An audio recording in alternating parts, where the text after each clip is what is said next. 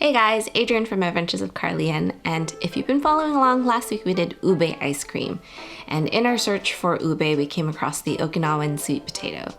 And surprising fact, it's not actually a potato. It's a tuber from the morning glory plant family. Nevertheless, it's delicious, and one of the recipes we experimented with kind of gave us an interesting result, and it's one of my personal favorites. It may be a hit or not with you. I'm just gonna say try it and let us know what you think, because basically this roasted Okinawan sweet potato tastes like cereal milk. What? Right? Crazy.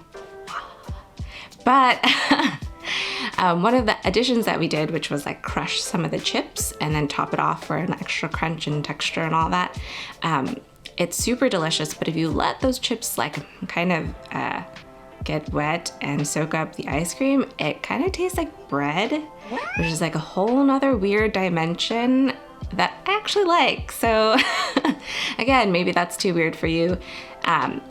Whatever you prefer, I do recommend at least trying to make the cereal milk ice cream and see for yourself if it tastes like cereal milk to you. Okay, let's go.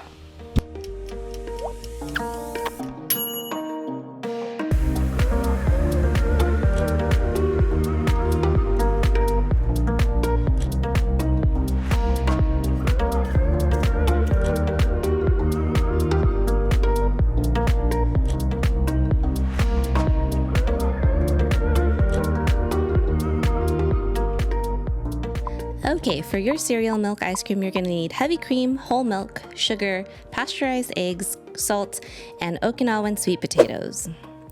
Start by washing and peeling your potatoes, and then slicing them really thin, about 1/8 of an inch thin.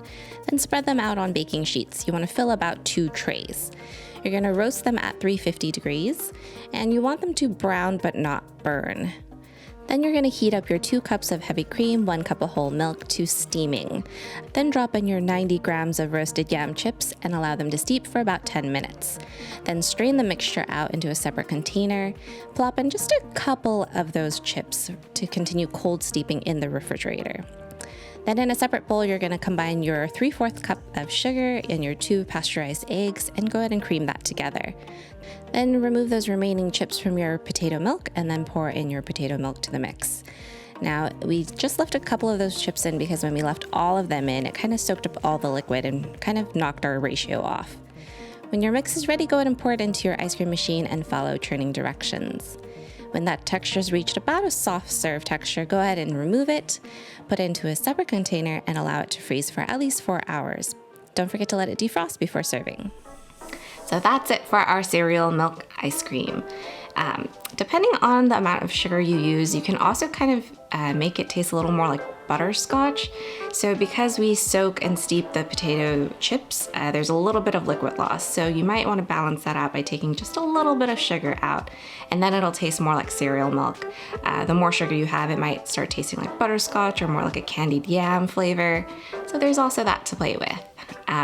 If you've been doing your ice cream experiments along with us, you're interested in the tools that we use, we've linked all the stuff that we use down below.